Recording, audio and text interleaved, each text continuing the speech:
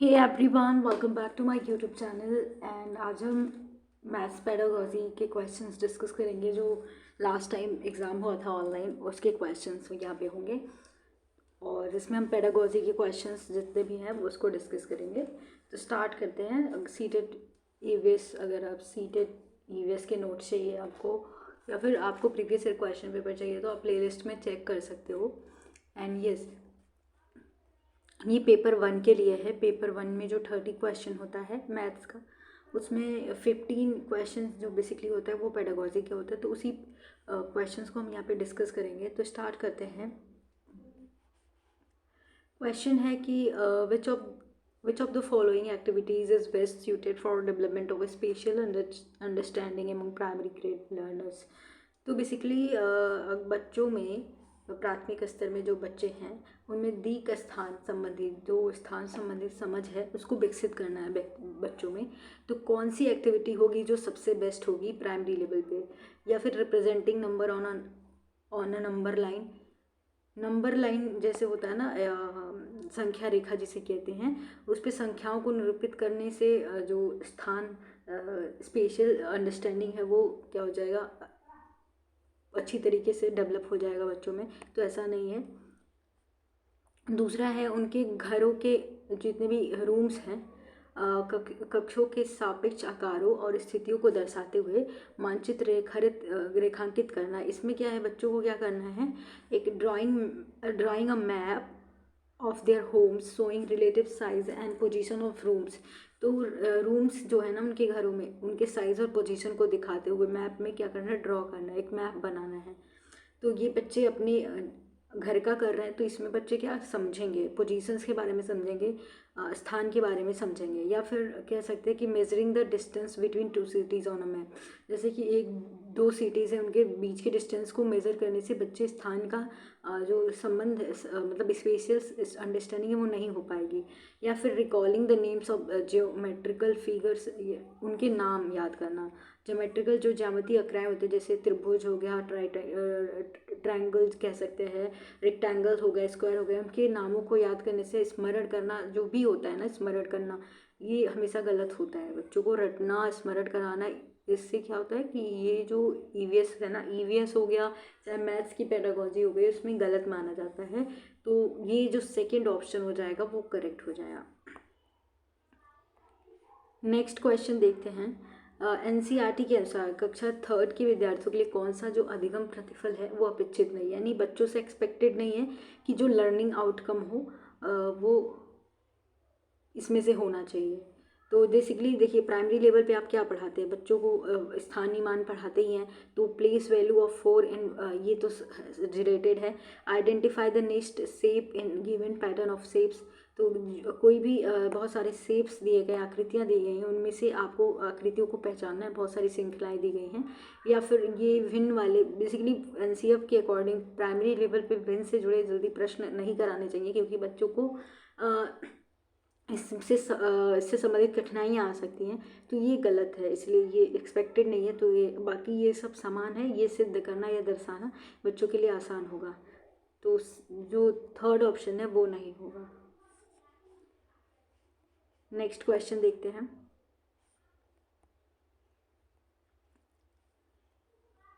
गणित की एक शिक्षिका है, मैथ्स टीचर है, अपने विद्यार्थियों से पूछती हैं कि आपके पास 7 सैकड़े और आपके जैसे उस बच्चों से पूछती कि आपके पास 7 सैकड़े हैं, 7 सैकड़े हैं और आपको उसमें से 7 दहाइयाँ निकालनी हैं, तो आपको कौन सी संख्या मिलेगी?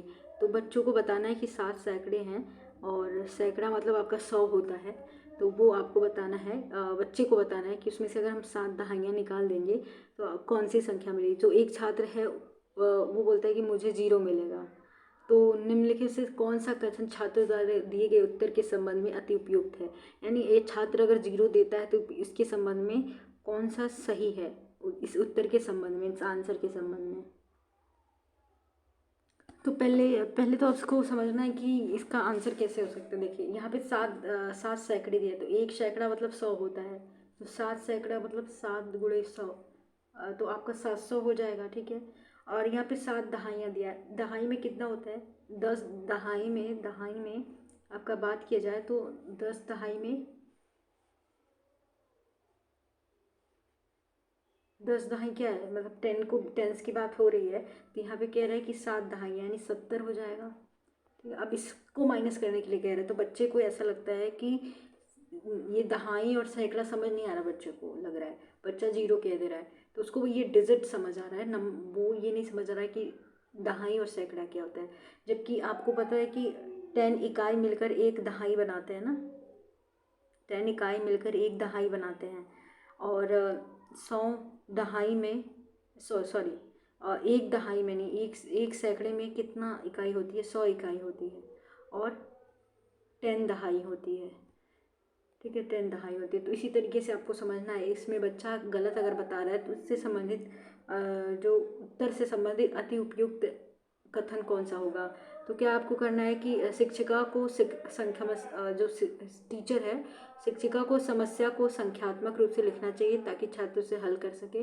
नहीं, बच्चों को आपको इकाई दहाई सैकड़ा समझाना है, तो इसका मतलब थोड़ी आप संख्यात्मक रूप से लिखेंगे कि बताओ बच्चा 700 में से 70 माइनस के, इस तरीके से नहीं लिखना है आपको, इकाई दहाई का समझ भी बच्चे में विकसित करनी है। दूसरा है, शिक्षिका को कम से कम 10 और समान प्रकार की समस्या हल करने के लिए देनी चाहिए जब तक छात्र सही रूप से हल ना करे। इसका क्या मतलब है, बच्चे को समझ ही नहीं आया है कि इकाई दहाई क्या है, तो आप 50 दें, 100 दें, 10 दें, 1000 दें, कितना भी देंगे तो बच्चा गलत ही करेगा। ठीक है, क्लियर। तो शिक्षिका को तीसरा जो ऑप्शन है कि शिक्षिका को छात्रों को उत्तर तक पहुंचने की प्रक्रिया को समझाने के लिए कहना चाहिए और उसके अनुसार उपचारात्मक शिक्षण की योजना बनानी चाहिए। देखिए, अगर बच्चा सुने, अगर बच्चा गलत भी बता रहा है तो उस प्रक्रिया को समझना चाहिए कि बच्चा किस तरीके से आपको बता रहा है। तो इसमें क्या कह रहा है कि शिक्षिका को छात्रों को उत्तर तक पहुंचने की प्रक्रिया को समझाने के लिए कहना चाहिए। मान लीजिए अगर बच्चा कह दे कि जीरो होगा, तो टीचर पूछता है ना कैसे हुआ बताओ, उस प्रोसेस को बताओ। अगर बच्चा बताता है, अगर बच्चा गलत बता रहा है तो टीचर को क्या करना चाहिए, रेमेडियल टीचिंग, उपचारात्मक शिक्षण की योजना बनाना चाहिए कि बच्चे को हेल्प करें। ठीक है, ये होना चाहिए। ठीक है, जैसे आप भी अगर विद्यालय में किसी तरीके से गलत बोलते हो ये मैथ्स के सवाल, तो लोग पूछते हैं कि कैसे गलत है, टीचर कहते हैं कैसे मतलब ये कैसे आया, आपको ये बताना है। क्लियर। तो फोर्थ ऑप्शन क्या है, शिक्षिका को सही कलन विधि का उपयोग करते हुए श्यामपट्ट पर समस्या को हल करना चाहिए। नहीं, पहले बच्चे से पूछना चाहिए कि बच्चा कैसे जीरो बता रहा है, या फिर अगर पहले भी टीचर ने बताया होगा ना किस तरीके से हल करते हैं, ये कार्य तो टीचर ने कर लिया है, अगर बच्चे को वो फिर से आप कर दोगे तो बच्चे को ऐसे समझ नहीं आएगा, आपको बच्चे को समझाना है। अगला प्रश्न देखते हैं 49। ओके, 49 है क्वेश्चन कि राष्ट्रीय पाठ्यचर्या रूपरेखा NCF नेशनल करिकुलम फ्रेमवर्क 2005 में के अनुसार स्कूल में गणित शिक्षा के मुख्य लक्ष्यों में से एक है। यानी आपका जैसे कि मैथ्स कंपलसरी होता है कि बच्चों को पढ़ाना चाहिए, और बहुत सारी इसमें कहा भी गया है कि बहुत सारी गणित जानने के बजाय यह जानना अधिक उपयोगी है कि गणितीकरण कैसे किया जाए। तो ये जो कथन है ना, इसका मीनिंग कौन सा ये कथन रिफ्लेक्ट्स कर रहा है कि बहुत सारी गणित जानने के बजाय, मतलब बच्चे को कितना गणित आ रहा है ये हमें कोई लेना देना नहीं है, बल्कि हमें क्या करना है, उसके गणितीकरण कैसे विकसित किया जाए ये जानना अधिक उपयोगी होगा। तो इसके संबंध में कौन सा कथन है, इसके अर्थ को प्रतिबिंबित करता है, ये आपको बताना है। तो पहला ऑप्शन देखते हैं, बच्चे को कितना गणित आता है इस पर बल दिए जाने की बजाय, ये तो लाइन सही लग रहा है कि यह जानना जरूरी है बच्चों के गणितीय चिंतन और अमूर्त विचारों के साथ काम करने की योग्यता कैसे विकसित की जाए। देखिए, गणित क्या है, तार्किक चिंतन वाला सब्जेक्ट है, और इसमें मूर्त से अमूर्त जो चीज़ें होती है बच्चे में विकसित की जाती है, अमूर्त संकल्पनाएं विकसित की जाती है।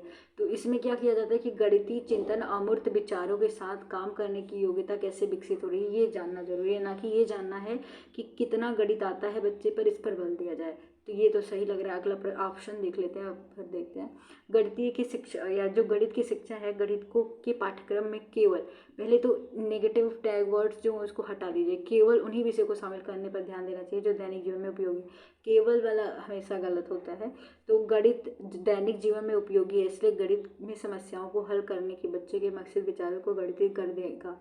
तो देखिए, बच्चे जो कथन दिया गया ना बजाय वाला, तो पहला फिट है, ये नहीं फिट हो रहा। दैनिक जीवन में उसका प्रयोग करना चाहिए, लेकिन ये पहला जो है ज़्यादा सही लग रहा है, ऊपर वाला। यह जानना महत्वपूर्ण है कि गणित में विभिन्न समस्याओं को हल किया जाए, इसलिए गणित के पाठ्यक्रम में अधिकतर विषयों को शामिल करने पर बल दिया। पाठ्यक्रम को इतना महत्व नहीं दिया जाता है, और बच्चों को ये सबसे सही है, सॉरी ये नहीं, फर्स्ट सबसे सही हो जाएगा कि बच्चे ये अर्थ बताना है ना आपको, जो कथन दिया है ऊपर कि बच्चे को कितना गणित आता है, इस पर बल दिए जाने के बजाय यह जानना ज़्यादा ज़रूरी है कि बच्चों में गणितीय चिंतन और अमूर्त विचारों के साथ काम करने की जो एबिलिटी है वो कैसे विकसित की जाए। ठीक है,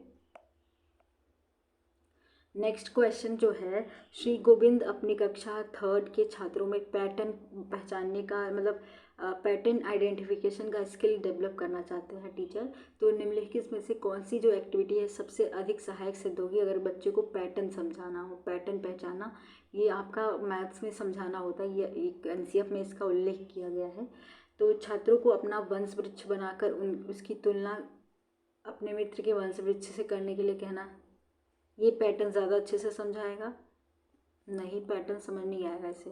छात्रों में रात को ध्यान से आसमान देखकर उन्होंने जो देखा अगले दिन उसका वर्णन कक्षा में करने के लिए कहना, आपको पैटर्न आइडेंटिफिकेशन स्किल डेवलप करनी है बच्चों को। छात्रों को उनकी सभी पाठ्य पुस्तकों में भारत का राष्ट्रीय चिन्ह, पाठ्य पुस्तक का कोई लेना देना नहीं इसमें, और जो सबसे इम्पॉर्टेंट रहेगा वो छात्रों को बिल्डिंग ब्लॉक देकर बढ़ती ऊंचाई के क्रम में रखने को कहना। क्रम पैटर्न समझना है। देखिए बच्चे ब्लॉक्स रखेंगे तो ऊंचाई का पैटर्न देखेंगे ना, पहले कम होता है फिर बढ़ता जा रहा है, तो पैटर्न की ऊंचाई के क्रम में रखने को कहना, मतलब ब्लॉक देकर बढ़ती ऊंचाई के क्रम में रखने को कहना। इससे बच्चे पैटर्न जो है पैटर्न आइडेंटिफिकेशन समझ जाएंगे। ओके, नेक्स्ट क्वेश्चन देखते हैं। ये क्वेश्चन है, ओके, क्वेश्चन क्या है कि राष्ट्रीय पाठ्यचर्या रूपरेखा एनसीएफ का एक अलग से मैं आपको वीडियो करा दूंगी, इसमें आपको मैं मैथ्स की जितनी पेडागॉजी उसकी वीडियो मैं आपको प्रोवाइड कर दूंगी, इसके नोट्स प्रोवाइड कर दूंगी, क्योंकि मैथ्स का जो पेडागॉजी होता है थोड़ा सा टफ आता है। तो राष्ट्रीय पाठ्यचर्या रूपरेखा 2005 के अनुसार गणित में असेसमेंट या आकलन को सम्मिलित करना चाहिए। छात्रों को उनके प्राप्तांकों के आधार पर श्रेणीबद्ध करना बहुत गलत होता है कि ग्रेडिंग करना बच्चों को, तुम first rank, third rank, fail, pass, ये सब बच्चों पे नहीं थोपना चाहिए, गलत होता है। असेसमेंट का पूछा है ना, गणित के आकलन में सम्मिलित करना चाहिए। कार्य विधियों और सूत्रों के ज्ञान की परख नहीं, सूत्र रटना होता है, सूत्र रटने में नहीं आ सकते, सूत्र को हम क्या करते रटते हैं, तो उससे आप उसके ज्ञान का आकलन नहीं कर सकते हो। या छात्रों की त्रुटि मुक्त परिकलन करने की क्षमता, यानी बच्चा गलती करके ही तो सीखता है, अगर गलती ही नहीं कर रहा है तो इसका मतलब थोड़ी कि आप वो उसकी असेसमेंट कर लेंगे कि बच्चा एकदम सही है। नहीं, छात्रों की जो संकल्पनात्मक समझ है, कॉन्सेप्ट अंडरस्टैंडिंग है और प्रॉब्लम सॉल्विंग स्किल है, उसके अर्जन संबंधित जो प्रगति हो रही है बच्चे को, उसमें देखना है। ठीक है, सेकेंड ऑप्शन सही हो जाएगा। देखिए आपको एलिमिनेट करना आना चाहिए जो ऐसे गलत ऑप्शंस होते हैं, जैसे केवल वाले, भी वाले, पाठ्यक्रम वाले, रटने वाले, स्मरण वाले, व्याख्यान वाले, ये सब एलिमिनेट कर देने चाहिए। यहाँ पे सुश्री प्रिया ने विभाजन यानी डिवीजन के कंसेप्ट को समझाई है।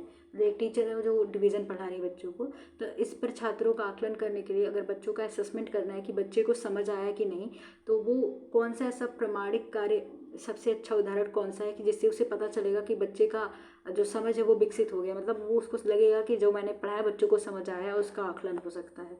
तो वो कौन सा कार्य देगी। 65 को 13 से विभाजित करने पर भागफल क्या होगा, तो ये तो सीधे सीधे समझ विकसित करनी, बच्चे को समझ आया असेसमेंट करना है, तो ये नहीं होगा। सीधे सीधे वाला कोई भी कथन सही नहीं हो सकता है।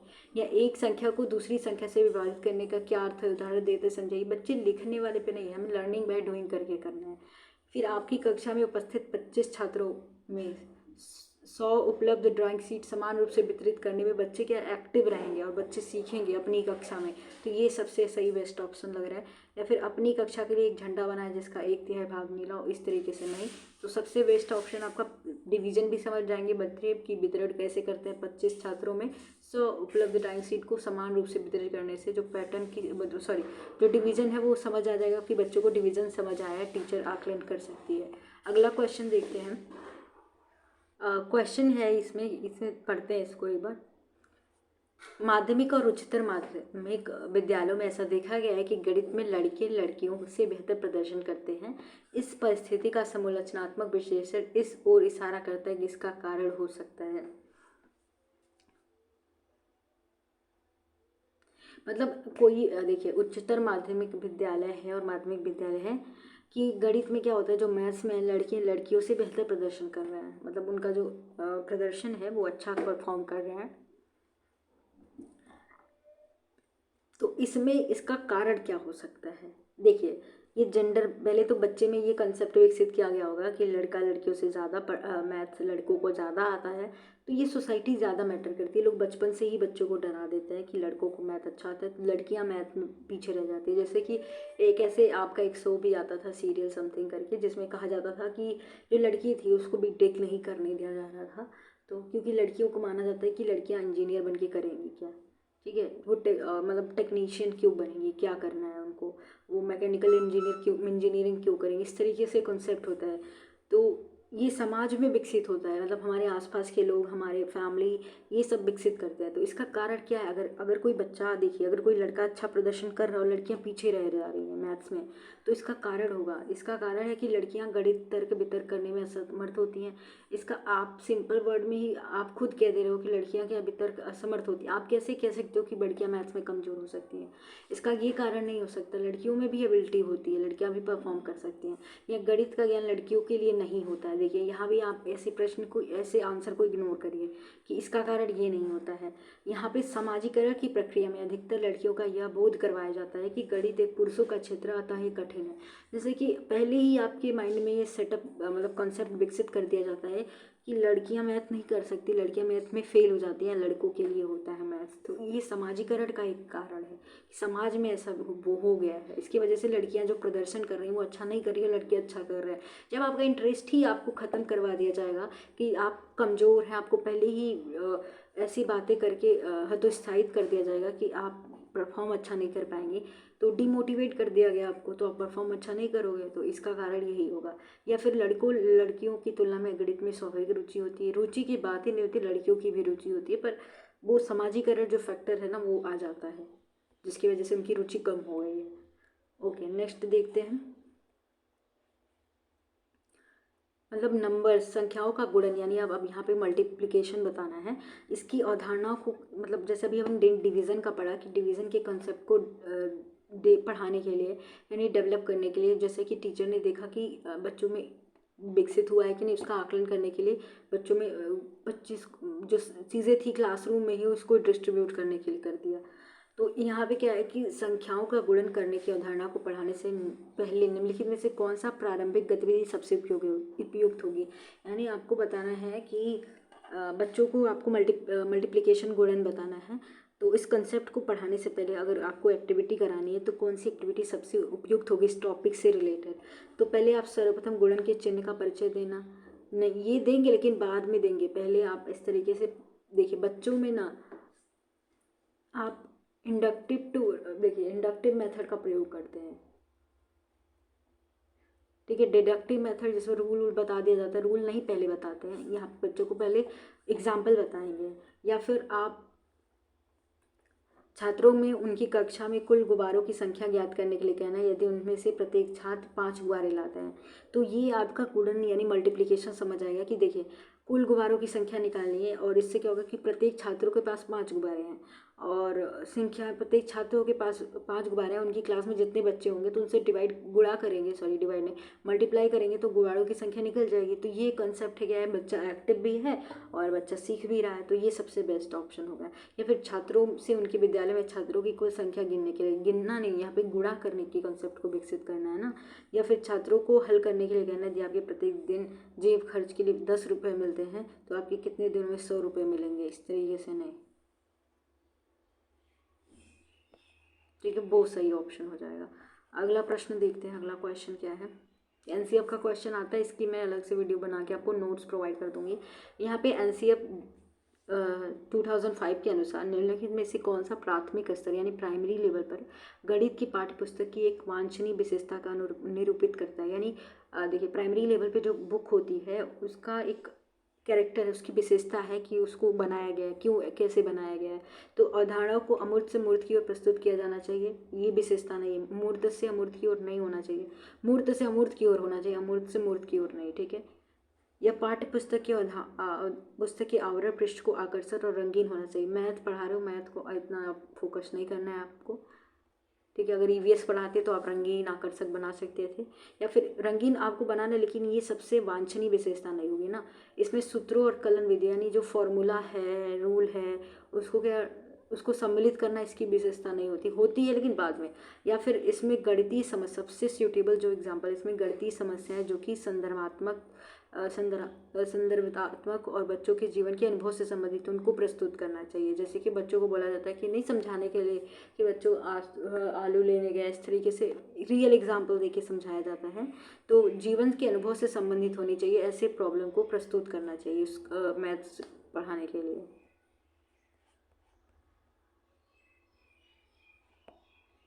क्योंकि वो बच्चे के जीवन से संबंधित होता है ना, तो ये ध्यान में रखना चाहिए, इसलिए विशेषता होती है ये पाठ्य पुस्तक की। यहाँ पे देखिए आपको जो सीक्वेंस है ना, ज्योमेट्रिकल थिंकिंग वॉन हिल ने दिया था और ज्योमेट्रिकल डेवलपमेंट के लिए उनका एक सीक्वेंस था। तो इसमें से जो सबसे सटीक सीक्वेंस है, उसको करेक्ट सीक्वेंस को आपको पहचानना है। इसकी वीडियो मैंने आपको अलग से प्रोवाइड की वॉन हिल्ले का, मैं डिस्क्रिप्शन में दे दूँगी, आप लिंक से जाके इसको पढ़ लीजिएगा। यहाँ पे विजुअलाइजेशन, एनालिसिस और रिलेशनशिप डिडक्शन जो है, ये सही सीक्वेंस है। हिंदी में देख लेते हैं एक बार, दृश्यकर और विश्लेषण, संबंध पहचाना और निगमन, ठीक है। इसका मैं डिस्क्रिप्शन में लिंक प्रोवाइड कर दूंगी। नेक्स्ट क्वेश्चन देखते हैं। इस पैटर्न का भी क्वेश्चन आपके एग्जाम में आता है कि एक शिक्षक ने मतलब एक टीचर है, उसने अपनी कक्षा में मतलब क्लास में क्या बोला कि स्टूडेंट्स को 75 में से 5 घटाने को कहती है, यानी 75 में से 5 को घटाने को कहती है। लेकिन जो क्लास के बच्चे हैं ना, वो 70% छात्रों ने कहा कि जो आंसर आया है वो 25 आया है। इस गणना को मतलब आंसर जो आया है वो 25 आया है और ये दिखाया उन्होंने। तो आंसर तो 25 नहीं आएगा, 75 में से 5 घटाएंगे तो 70 आएगा, लेकिन बच्चों ने 25 कहा तो उन्होंने ये इस प्रकार दिखाया कि बच्चों ने ये किया। तो अगर ये बच्चों में डाउट है, यानी इस भ्रांति को दूर करने के लिए सबसे उपयुक्त अगला कदम कौन सा होना चाहिए। बच्चे को देखिए, बच्चे को इधर लिखना चाहिए था ना, बच्चे को प्लेस वैल्यू नहीं पता है, स्थानीय मान का नहीं समझ है, किस स्थान का नहीं समझ है, तभी तो ये इधर दहाई में लिख रहा है, इकाई में नहीं। तो ये समझ बच्चे में नहीं विकसित है और इसी की वजह से आंसर गलत हो गया। तो इसको दूर करने के लिए क्या करना चाहिए, स्थानीय मान की अवधारणा को दोहराएं, ठीक है। विद्यार्थियों से कहें कि उन्होंने प्रश्न हल करने के लिए जो प्रक्रिया उपयोग की उसे समझाएं। आप बच्चों से भी पूछें कि बच्चे आपने किस तरीके से किया, वो आप मुझे समझाएं।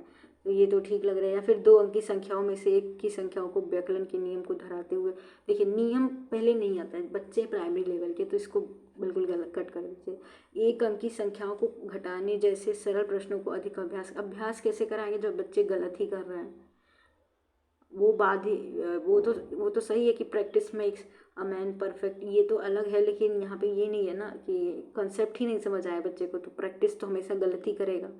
तो फिर या फिर ये कहना, संख्या रेखा का उपयोग करते हुए समझाए कि किस प्रकार व्याकरण किया जाता है, यानी आप ये बच्चों को सब्सट्रैक्शन करने के तरीके के बताएं कि तरीके कैसे हैं, यानी रूल बताएं आपको, ठीक है, संख्या रेखा पर, ठीक है। तो रूल कुछ नहीं होता है कि नियम बताना है, आपको समझाना है। तो उसको स्थानीय मान का बहुत रूल तो होता है, लेकिन यहाँ पे नहीं रूल का एग्जाम मतलब इम्पॉर्टेंट है। यहाँ पे बच्चे को स्थानीय मान की समझ नहीं है, प्लेस वैल्यू नहीं है कि उसको 5 को कहाँ रखना है। तो उसको समझाते और बच्चे से पूछना कि आपने किस तरीके से ये हल किया, वो मुझे समझाइए। ओके, नेक्स्ट क्वेश्चन देखते हैं, इसी टाइप का है।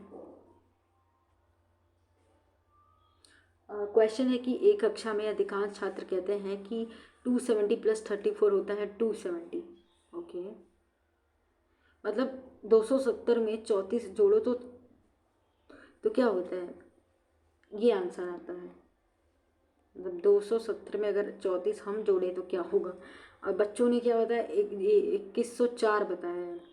प्राइमरी के बच्चे, अभी छोटे बच्चे प्राइमरी लेवल के बच्चे हैं।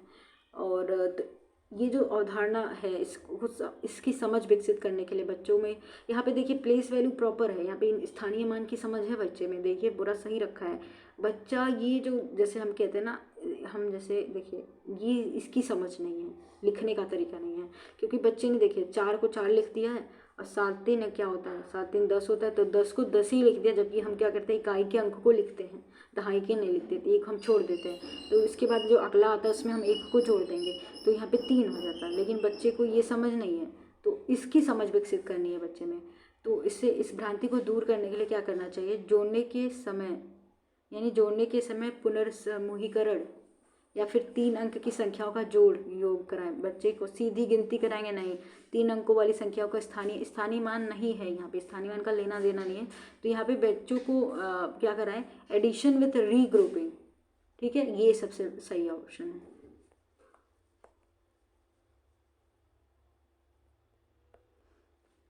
नेक्स्ट क्वेश्चन देखते हैं 59। क्वेश्चन थोड़े बड़े बड़े होते हैं।